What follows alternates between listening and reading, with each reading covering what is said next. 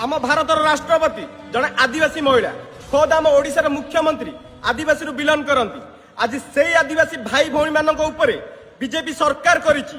लहू लुहाणार अत्याचार कथाटा हूँ रायगढ़ जिलार सिजिमाड़ी अंचल जो अंचल 18टा गाँ अच्छी आ 1000-2000 लोक बसवास करती बीजेपी सरकार तार पुलिस गुंडा बाहिनी लगे राति 3टारे पावर कट करी ओपन फायरिंग करने सहित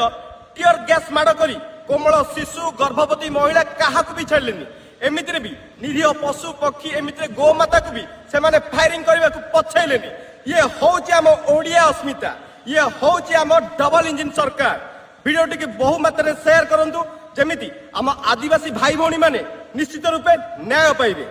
जय जगन्नाथ।